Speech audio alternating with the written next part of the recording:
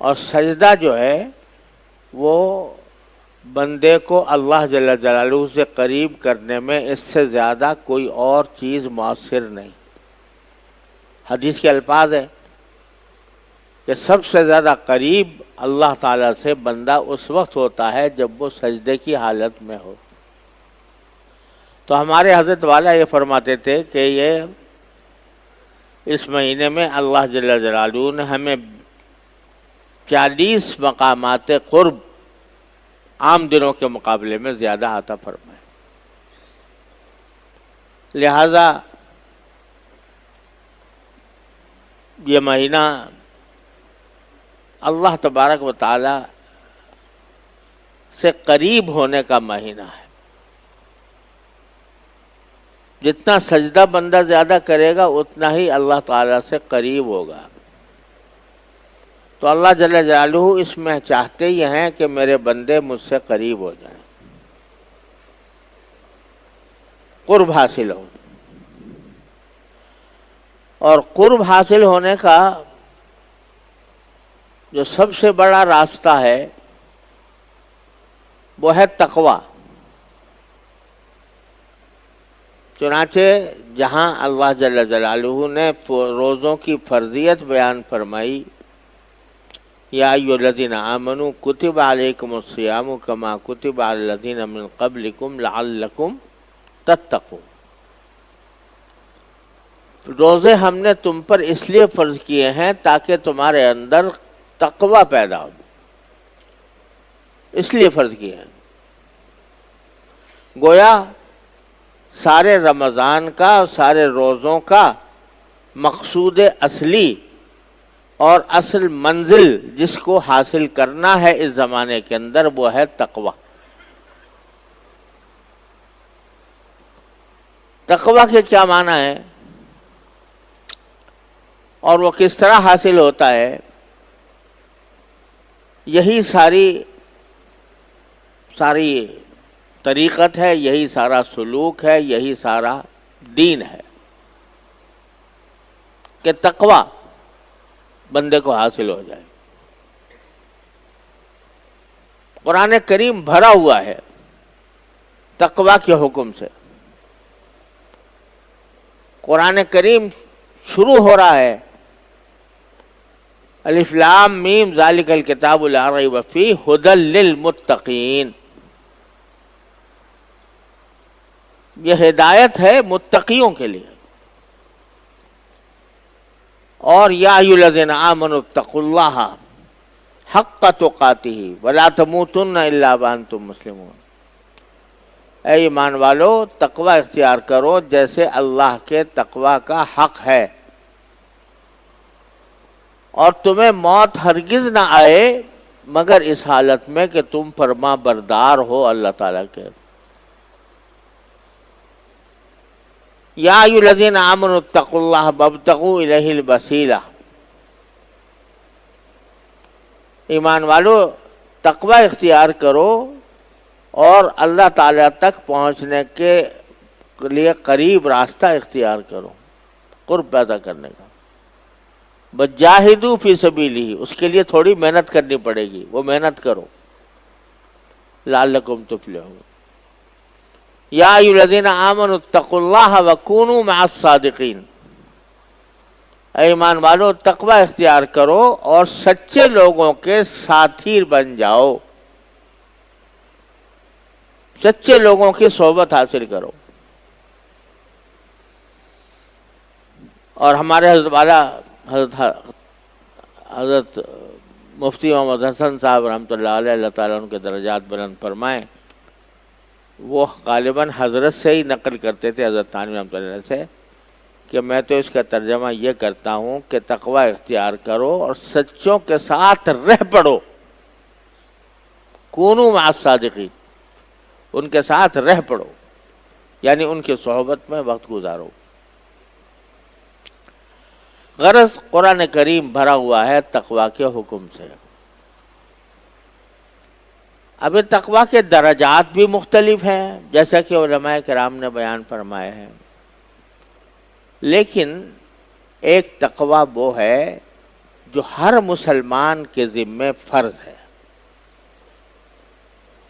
ایسا ہی فرض ہے جیسے نماز فرض ہے، ایسا ہی فرض ہے جیسے روزہ فرض ہے رمضان میں، ایسا ہی فرض ہے جیسے زکوٰۃ دینا فرض ہے، ایسا ہی فرض ہے جیسے حج کرنا سال دن عمر میں ایک مرتبہ حج کرنا فرض ہے. وہ کیا ہے؟ وہ ہے گناہ سے بچنا. اتقا یتقی اتقان عربی زبان میں اس کے لفظی معنی ہوتے ہیں بچنا، کسی خطرناک چیز سے بچنا، یہ معنی ہے تقوی کے. تو شریعت کی اصطلاح میں اور قرآن کی اصطلاح میں تقوی کے معنی ہے گناہ سے بچنا اور اپنے آپ کو گناہ سے بچانا. تقوی بہت زیادہ نفلی عبادتیں کرنے کا نام نہیں ہے. آپ ایک آدمی کو دیکھ رہے ہو کہ وہ صبح سے شام تک نفلی عبادتیں کرتا رہتا ہے، نفلی نمازیں پڑھ رہا ہے، نفلی روزے رکھ رہا ہے. ٹھیک ہے، اس کی ظاہر حال سے یہی معلوم ہوتا ہوگا کہ بھئی جو اللہ کے بندہ اتنی عبادت میں مصروف ہے تو ضرور گناہوں سے بھی بچتا ہوگا. اس واسطے ہم اگر اس کو کہہ دیں بھئی عبادت گزار آدمی ہے، ٹھیک ہے، عبادت گزار ہے، نیک ہے، اللہ تعالیٰ کی عبادت میں مصروف ہے، عابد ہے، لیکن متقی کہنا اس وقت تک ممکن نہیں ہے جب تک کہ یہ پتہ نہ ہو کہ یہ ہر قسم کے گناہوں سے اپنے آپ کو بچاتا ہے. ساری رات آپ نفلیں پڑھتے رہو، ساری رات ذکر میں مشغول رہو، ساری رات تلاوت کرتے رہو، لیکن ایک مرتبہ موبائل میں حرام چیزیں دیکھ لیں تو کیا ہوا کہ نفلیں تو پڑھی، نفلی عبادتیں تو کی، لیکن تقوی حاصل نہ ہوا. روزہ رکھا، بڑے چاؤ سے رکھا، خوب مزے سے سحری کھائی اور ارادہ کیا کہ سارے دن کچھ کھاؤں گا نہ پیوں گا، اور عملاً بھی ایسا ہی کیا.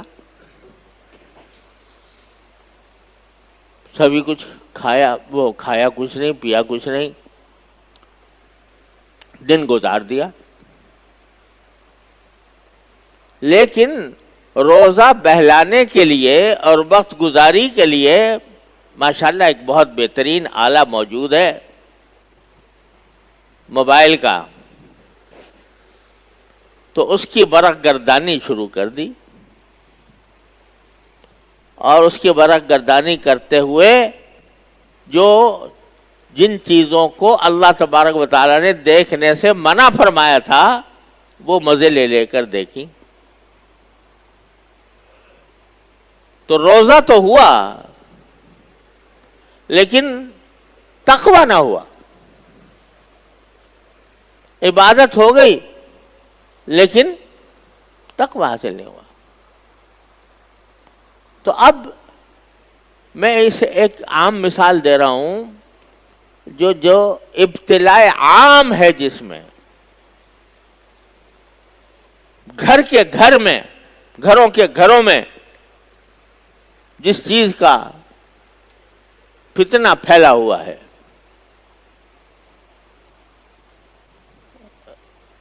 تو بھائی جب یہ فرمایا تھا کہ ہم نے تمہارے ذمے روزے اس لیے فرض کیے ہیں تاکہ تمہارے اندر تقوی پیدا ہو.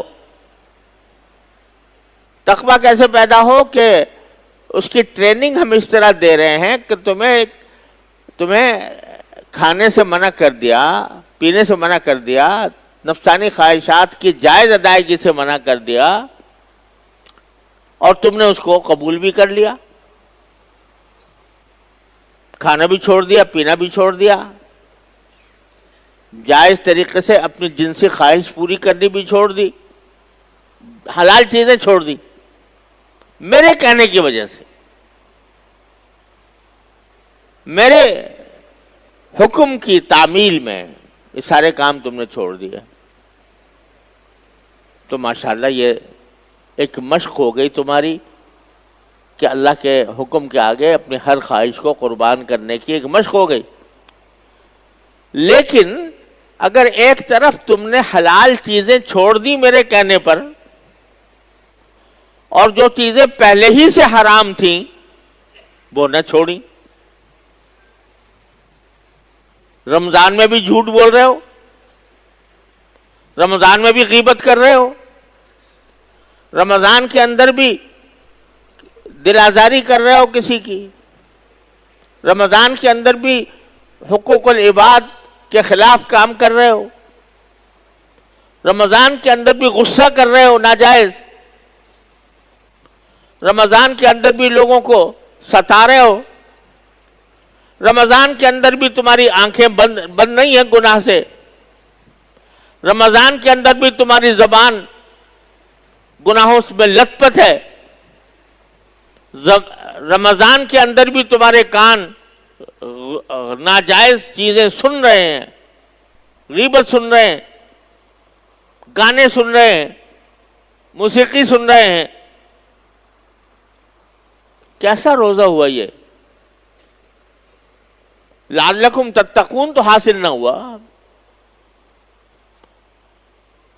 اب یہ ایک بعض گناہ ایسے ہو گئے ہیں، اللہ تعالیٰ اپنے رحمت سے اپنے فضل و کرم سے ہم سب کی حفاظت فرمائے، بعض گناہ ایسے ہو گئے ہیں کہ معمولات زندگی میں داخل ہو گئے ہیں، جیسے پرو دیے گئے ہوں۔ جب سے یہ موبائل کا فتنہ آیا ہے تو گھر گھر میں، بڑے میں اور بچے میں، بالغ میں اور نابالغ میں یہ وبا پھیلی ہوئی ہے۔ رکھا اس لیے تھا کہ بھئی تاکہ آسانی سے جب کبھی بات کرنی ہو کسی سے تو بات کروا دیں، کر لے۔ سہولتیں بھی بڑی ہے کہ بھئی سہولت، پہلے زمانے میں اگر کسی دور کے ملک میں ٹیلی فون کرنا ہوتا تو گھنٹے تو بک کرانے میں لگتے تھے۔ آپ لوگوں کو یاد ہو یا نہ ہو، بک کرانے کے پہلے بک کرائی جاتی تھی، ٹرنک کال بک کرائی جاتی تھی، اب بک کرانے کے بعد گھنٹوں انتظار کرنا پڑتا تھا کہ کب کال آئے گی تو میں بات کروں گا۔ اب صرف ایک انگلی کے ٹچ سے آپ امریکہ بات کر لو، آسٹریلیا کر لو، دنیا کے دور دراز مقامات پہ کر لو، تو یہ سہولت تو بے شک حاصل ہو گئی۔ لیکن شیطان نے اس سہولت کے ساتھ ایسی عذاب کی چیزیں اس میں شامل کر دی ہے کہ بچہ اس عذاب میں مبتلا ہو جائے۔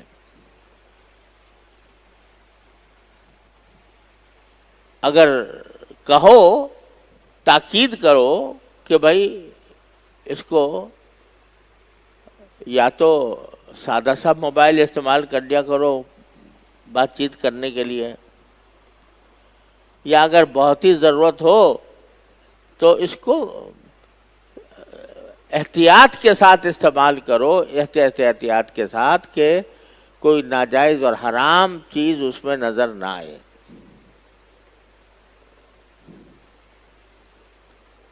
لیکن مصیبت یہ ہے کہ جب کھولا تو خواہی نہ خواہی، چاہو یا نہ چاہو، کچھ نہ کچھ اس میں ایسی چیز آ جائے گی وہ چیز آ جائے گی جس کو حدیث میں ابلیس کے تیروں میں سے ایک تیر کہا گیا۔ النظر سہم من سہام ابلیس، نگاہ جو ہے وہ ابلیس کے تیروں میں سے ایک تیر ہے۔ وہ تیر جو پھینکتا ہے ابلیس انسانوں کو گمراہ کرنے کے لیے، غلط راستے پر ڈالنے کے لیے۔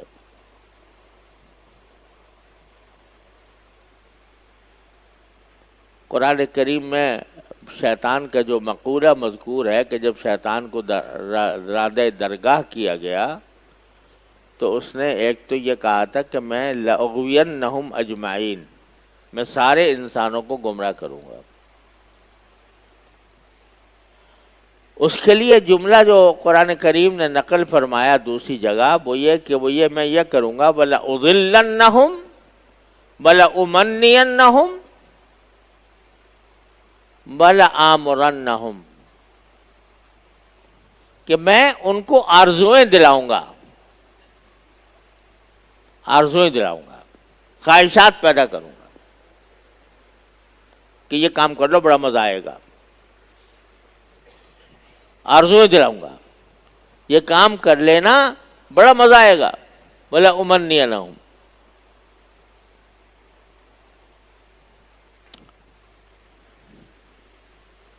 لَأُضِلَّنَّهُمْ، پہلے تو یہ کہا کہ میں ان کو گمراہ کروں گا، صحیح راستے سے ان کو کسی بھی جہاں مجھے موقع ملے گا صحیح راستے سے ان کا راستہ ٹیڑھا کر دوں گا،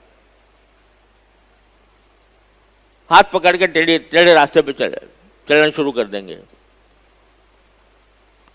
اور ان کو آرزوئیں دلاؤں گا، بڑا مزہ آئے گا یہ کام کر لو، پھر موقع ملے کہ نہ ملے، اس طرح کی باتیں دل میں ڈالوں گا، آرزوئیں پیدا کروں گا کہ بڑے مزے کے خیالات دل میں پیدا کر دوں گا کہ کاش یہ ہو جائے، کاش مجھے یہ مل جائے، کاش مجھے مل جائے، کاش یہ مزہ بھی مجھے مل جائے، یہ مزہ بھی مل جائے، یہ مزہ بھی مل جائے، تو یہ آرزوئیں پیدا کروں گا ان کے دلوں میں۔ لَأُمَنِّيَنَّهُمْ وَلَآمُرَنَّهُمْ، اور پھر آرزوئیں پیدا کر کے ان کو حکم دوں گا کہ جب اب تم میری آرزوؤں کے غلام ہو گئے، میں نے تمہارے دلوں میں جو آرزوئیں پیدا کی تھیں جب تم ان کے غلام بن گئے، ان کی اہمیت تمہارے دل میں جاگزین ہو گئی اور چاہنے لگے کہ یہ آرزوئیں مجھے ضرور حاصل ہوں، تو اب میرا حکم مانو۔ وَلَآمُرَنَّهُمْ، تو اب میں حکم دوں گا۔ یعنی دیکھو 3 درجے اس نے رکھے ہیں انسان کو تک پہنچنے کے لیے۔ پہلے کیا؟ راستے سے بھٹکاؤں گا۔ راستے سے بھٹکانے کے معنی یہ کہ دماغ میں خناس پیدا کر دوں گا، دماغ جو ہے اس کی رو تبدیل کر دوں گا۔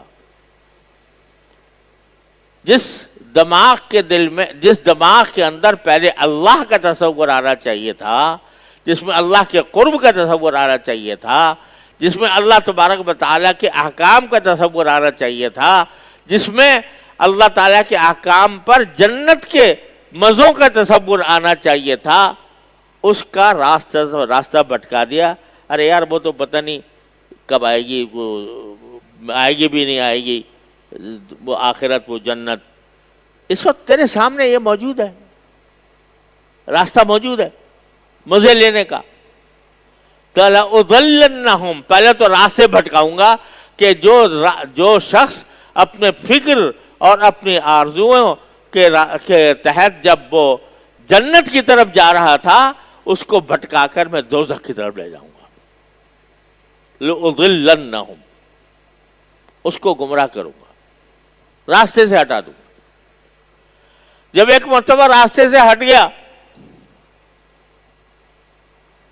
آخرت کے بجائے دنیا پیش نظر ہو گئی، آخرت کی لذتوں کے بجائے دنیا کی لذتوں کی طرف متوجہ کر دیا میں نے اس کو، تو اب کیا ہوگا؟ لَأُمَنِّيَنَّهُمْ، اب دوسرا درجہ یہ ہوگا کہ خوب آرزوئیں دلاؤں گا۔ بھئی تو آ تو گیا رستے پہ، لذتوں کے رستے پہ۔ اب لذت جو ہے وہ ایسی چیز ہے جس کی کوئی انتہا نہیں، نفسانی لذت ایسی چیز ہے کہ انسان کسی لذت کے درجے پر بس نہیں کرتا. کبھی لذت پرستی والا کسی بھی جگہ پر پہنچ کر یہ نہیں کہتا کہ بس ہو گیا، بس اب آگے مجھے نہیں چاہیے. نہیں، لذت کے ہر درجے پر پہنچ کر اگلے درجے کی خواہش اس کے دل میں پیدا ہوتی ہے.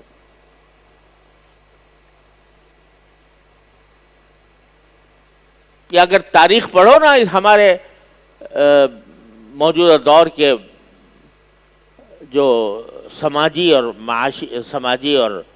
معاشرتی اقدار ہیں، کتنی تیزی سے تبدیل ہوئی ہیں،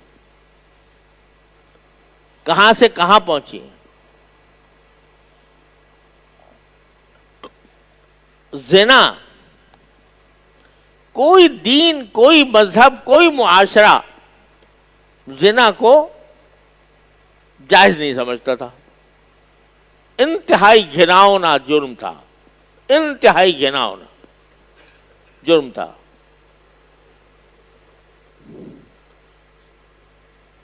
نئی تہذیب آئی اور نئی تہذیب نے یہ فلسفہ پیش کیا کہ بھائی اگر دو آدمی باہمی عاقل ہے، بالغ ہے، اور عاقل بالغ لوگ وہ اگر آپس میں بیٹھ کر یہ فیصلہ کر لیں کہ ہم ایک دوسرے سے لذت حاصل کریں گے، کیا مسئلہ ہے؟ کوئی ظلم نہیں ہے کسی پر، یہ بھی راضی وہ بھی راضی. تو جب اگر آپ کوئی مرد کسی عورت سے اگر وہ اس کے ہاتھ سے کھانا کھا سکتا ہے، وہ کھانا اس کو پیش کرے، اس نے کھانا کھا لیا، اس نے پانی دے دیا پانی پی لیا، کوئی شربت دے دیا شربت پی لیا، جب یہ کر سکتا ہے تو پھر جنسی لذت حاصل کرنے میں کیا مسئلہ؟ وَلَأُضِلَّنَّهُمْ، راستے سے ہٹایا. اب کیا ہوا کہ زنا بالرضا کو قانون نے چھٹی دے دی. آپس میں رضامندی کے ساتھ اگر کوئی دو آدمی کام کریں تو قانون اس کو گرفت میں نہیں لے سکتا. اچھا بھائی، اب زنا بالرضا جائز ہو گیا اور قانوناً اس کو تسلیم کر لیا گیا. اور یہ آپ کو پتہ نہیں ہے، ہمارے قانون کے مطابق سن 1977 تک ہمارے ہاں بھی قانون یہی تھا کہ آپس میں رضامندی سے دو آدمی اگر بدکاری کریں میاں بیوی تو کوئی قانونی رکاوٹ نہیں تھی، نہ کوئی قرآنی گرفت تھی، نہ کوئی اس پر کوئی سزا تھی. یہ تو سن 1977 میں جا کر کم از کم ہم نے قانون میں یہ تبدیلی کر دی کہ باہمی رضامندی سے بھی ہو تو قانون جرم ہے، ورنہ اس سے پہلے ہمارا بھی قانون یہی تھا. یہ کھل گیا دروازہ. تو اب بھائی جب جرم ایک دوسرے سے لذت حاصل کرنا بالکل کھلی چھوٹ ہے تو اب پھر دونوں جانے جس طرح چاہیں لذت اٹھائیں. تم کون ہو بیچ میں بولنے والے کہ فلاں طریقہ جائز ہے فلاں طریقہ ناجائز ہے؟ تو آرزو ہے، خوشی ہے، مزہ ہے، لے رہے ہیں مزہ. لیتے لیتے لیتے لیتے اس سے بھی طبیعت اکتا گئی. کہاں تک چلے گا آدمی؟ طبیعت اکتا گئی، مزے لیتے لیتے. اب کہو بھائی عورت سے تو مزہ نہیں آئے گا، اب مرد سے کرو. ایک زمانہ تھا جس میں یہ بحث چل رہی تھی، میں اس زمانے میں انگلینڈ میں تھا، بحث چل رہی تھی کہ بھائی یہ مردوں کے ساتھ مردوں کا اور عورتوں کا ساتھ عورتوں کا جو ہے یہ تعلق ان کے ہاں بھی ان کے بھی مذہب میں جو اصل مذہب تھا عیسائی اس میں بھی حرام تھا. تو لیکن بحث چل رہی تھی کہ بھئی کیا وجہ ہے. جو عقل جو ہے وہ یہ کہتی ہے کہ جب دو مرد و عورت آپس میں لذت لے سکتے ہیں تو دو مرد کیوں نہیں لے سکتے, دو عورتیں آپس میں کیوں نہیں لے سکتی. کچھ بحث چلتی رہی مدتوں, آخرکار وہی لَأُمَنِّيَنَّهُمْ کے بعد وَلَآمُرَنَّهُمْ پھر آ گیا کہ آگے حکم دے دیا کہ سب چھوڑو یہ پرانی باتیں, اب کوئی پابندی نہیں ہے, نہ مرد کو عورت سے, نہ مرد کو مرد سے, نہ عورت کو عورت سے, کوئی پابندی نہیں ہے. انسان آزاد ہے, اپنے خواہشات کو جس طرح چاہے پورا کرے. تالیوں کی گونج میں برطانیہ کی پارلیمنٹ نے یہ قانون پاس کر دیا. اب اور آگے بڑھے, شیطان نے کہا یار یہ تو تمہارا عارضی قسم کا تعلق ہو گیا, مرد کا مرد سے, عورت کا عورت سے, اس میں شاید پوری لذت نہ آئے. تو ایسا کرو, شادی بھی کرو, مرد مرد سے کرے, عورت عورت سے کرے.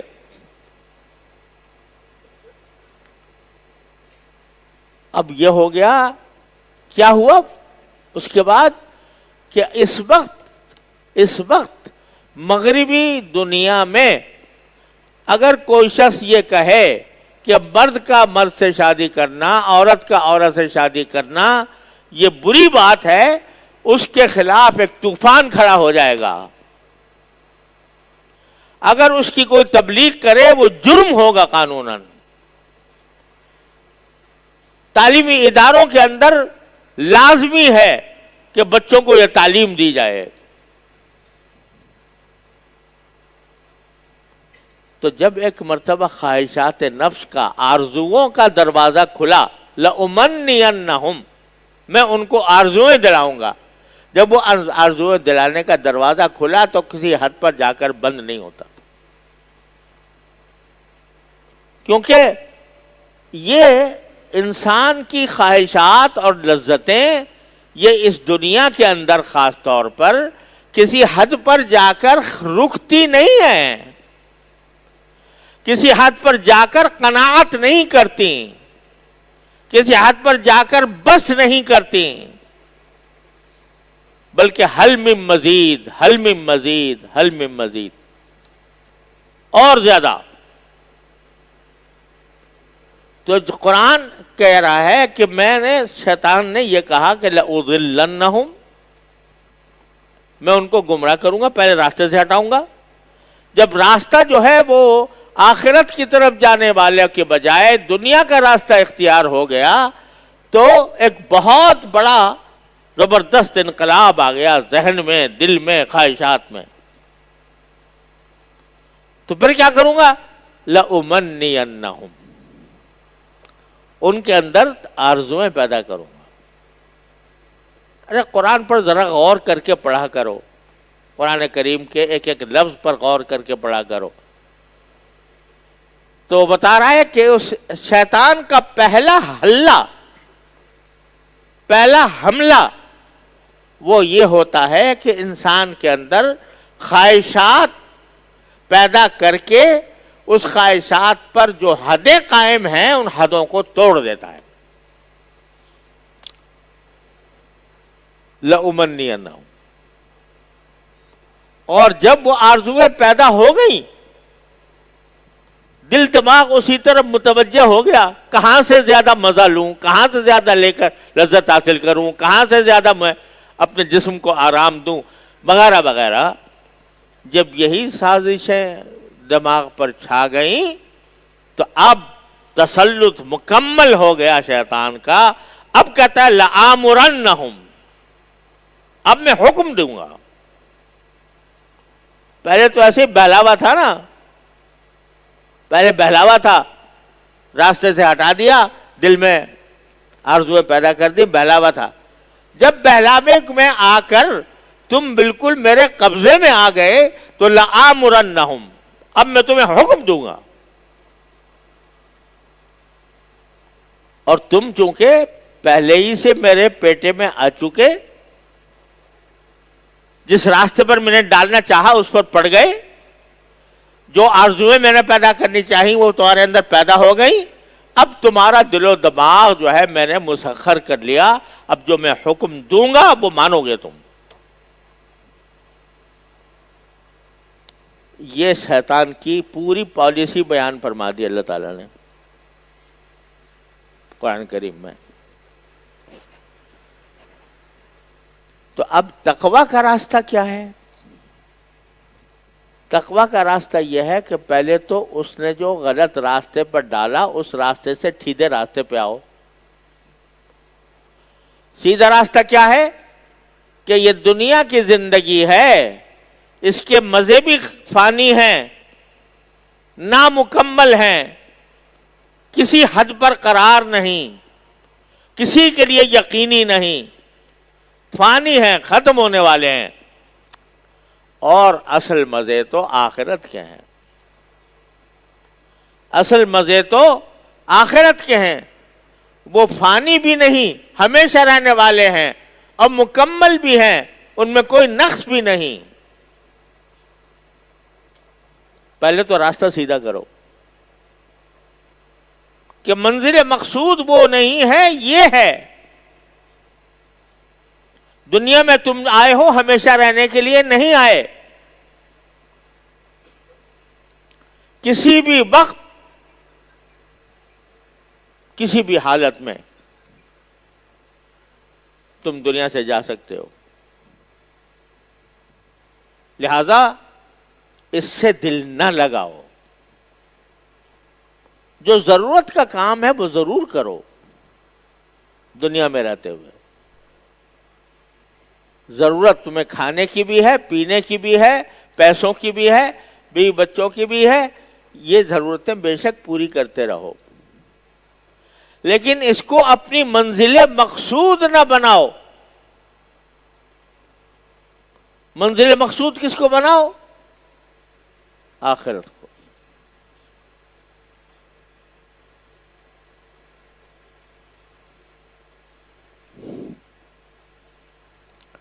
ومن اراد الآخرة وسعى لها سعيها فأولئك كان سعيهم مشكورا۔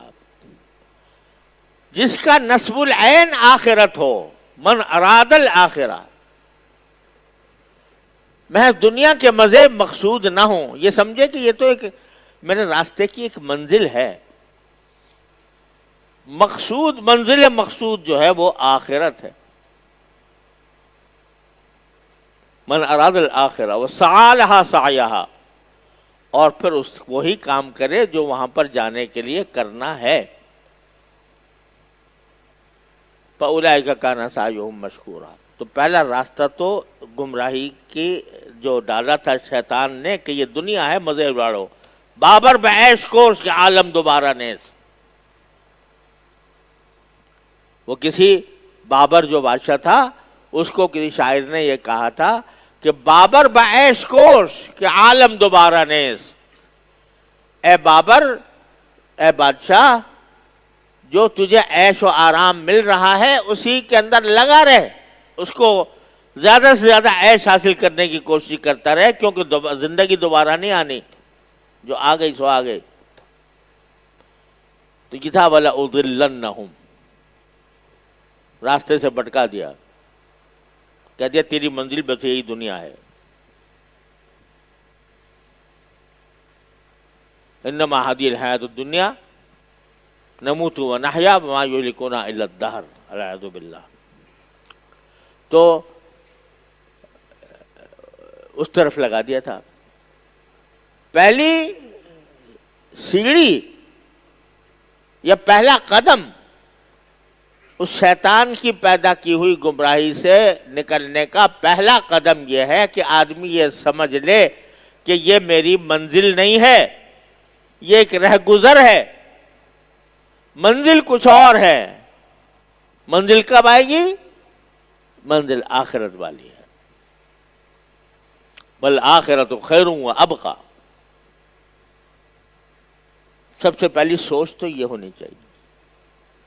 جب یہ سوچ آئے گی، اب فرض کرو شیطان کہہ رہا ہے کہ بھئی یہ دنیا کا کام ہے، اگرچہ لذت والا ہے، بڑا مزے والا ہے، دل میں چل رہا ہے تیرا، کر لے، یہ گناہ کر لے، مزہ آئے گا، اس دنیا کے اندر مزے لوٹے گا۔ ارے کب تک، پتہ نہیں کب تک جوانی رہے، کب ختم ہو جائے، کب تو یہاں دنیا میں رہے، کب دنیا سے چلا جائے، ذرا مزہ تو لیتے جاؤ۔ ملا عمر نہیں نہ ہوں۔ اس کا جواب دیکھو، یہ سب میں سب مبتلا ہے، ابتلاء عام ہے، عالم جاہل، پڑھا لکھا، بزرگوں کی صحبت میں رہنے والا، تقوی کا خواہش مند، وہ بھی اس جال میں پھنس جاتا ہے کہ جب گناہ کا وقت آیا، ایک دم سے ایک ایسی چیز نظروں میں آ گئی کہ جس کا پہلے تصور نہیں کیا تھا، جس کی طرف دل مچل رہا ہے، آنکھیں مچل رہی ہیں، موجود ہے، کوئی دیکھنے والا بھی نہیں ہے، خلوت ہے، تنہائی ہے، کوئی دیکھنے والا بھی نہیں۔ اس وقت میں ایک چیز سامنے آ گئی اور اس کی طرف دل مچل گیا۔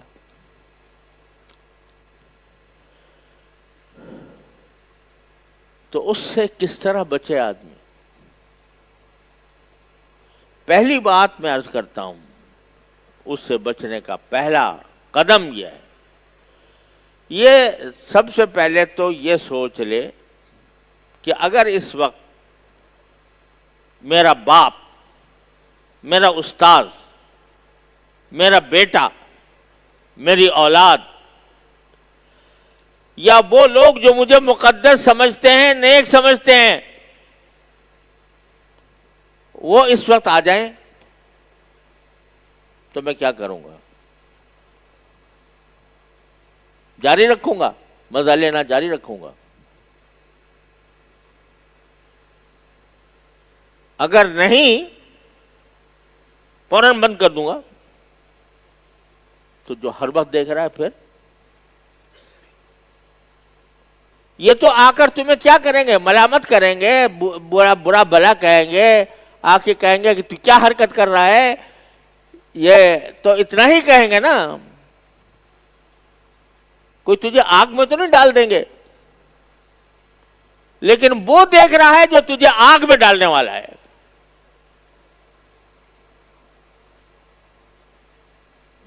ایک تو یہ تصور کرو، دوسرا تصور یہ کرو کہ اگر عین اس وقت مجھے موت آ گئی جبکہ میں یہ کام کر رہا تھا، عین اس وقت موت آ گئی، آ سکتی ہے کہ نہیں آ سکتی؟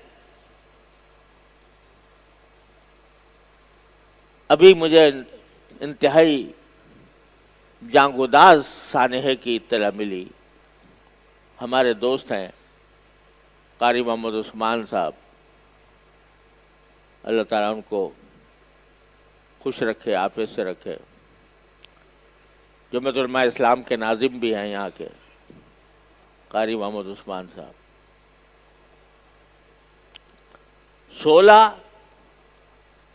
16 مارچ کو ان کی بیٹی کا نکاح ہوا،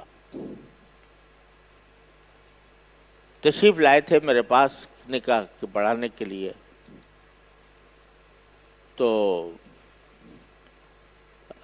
میرے لیے کہیں دور جا کر نکاح پڑھانا دشوار ہوتا ہے، تو بیچاروں نے خود ہی میری رعایت کرتے ہوئے مجھے معافی دے دی کہ آپ دعا کریں، میں نکاح وہاں پڑھا لوں گا۔ 16 مارچ کو ان کا نکاح ہوا اور 21 مارچ یعنی 5ویں دن اچانک دل کا دورہ پڑا، خون کی الٹی ہوئی اور ختم ہو گیا. داماد 5 دن کا داماد،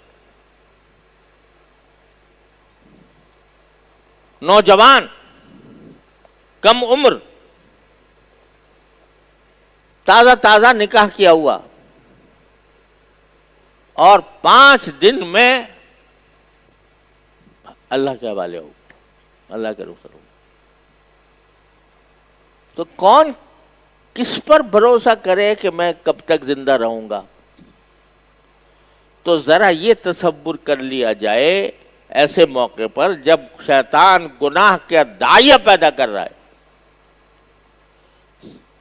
کہ اگر میری موت آ گئی اس وقت تو کیا ہوگا.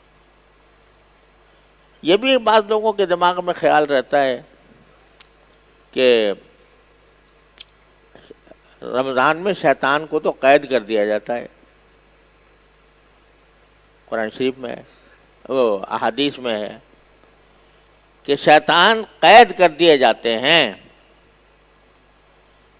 تو اس کا مطلب یہ کہ وہ بندے کو بہکانے کی قدرت ان سے سلب کر لی جاتی. پھر یہ گناہ کیوں ہوتے ہیں؟ تو دماغ میں یہ بات بیٹھ گئی ہے کہ جو گناہ بھی ہوتا ہے وہ شیطان کراتا ہے، اس لیے یہ شبہ پیدا ہوتا ہے. ارے بھائی سارے کام تو شیطان نہیں کراتا، خود تمہارے دل میں اندر ایک شیطان بیٹھا ہوا ہے، وہ ہے نفس. نفس بھی کراتا ہے.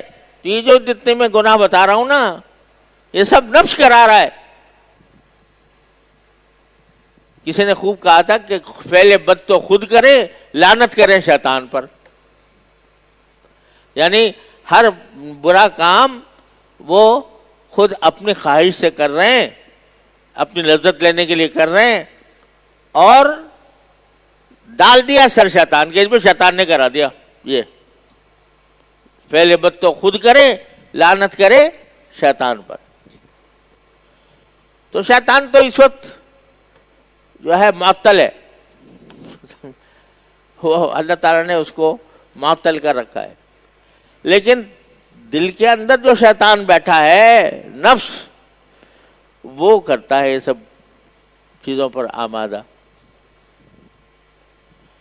تو اس کا علاج یہ ہے 2 باتوں کا مراقبہ. ایک یہ کہ اس حالت میں اگر مجھے دیکھ لیا جائے تو کیا پھر بھی میں جاری رکھوں گا؟ اور دوسرا یہ کہ اگر عین اس وقت میں میری موت آ جائے، خاتمہ میرا اس عمل پر ہو جائے العیاذ باللہ، تو میرا کیا بنے گا؟ تو میرے بھائیوں اور عزیزوں، میں پہلے اپنے آپ سے خطاب کرتا ہوں، پھر آپ کے اپنے حوالے سے، اپنے واسطے سے آپ سے کرتا ہوں. یہ رمضان کا مہینہ قرآن نے فرما دیا لعلکم تتقون، تقوی اختیار کرو. تقوی پیدا کرنے کے لیے میں نے یہ مہینہ بھیجا ہے تمہارے پاس. تو تقوی کی کا مختصر تعریف کیا ہے؟ گناہ سے بچنا. مختصر بات، گناہ سے بچنا. چاہے گناہ وہ زبان کا ہو، چاہے نظر کا ہو، چاہے کان کا ہو، چاہے ہاتھوں اور پاؤں کا ہو، ہر گناہ سے بچنا. یہ اگر کر لیا تو انشاءاللہ رمضان کا مقصد حاصل ہے. اور اگر خدا نہ کرے اس میں کمی کسر رہ گئی تو پھر مقصد تو حاصل نہ ہو.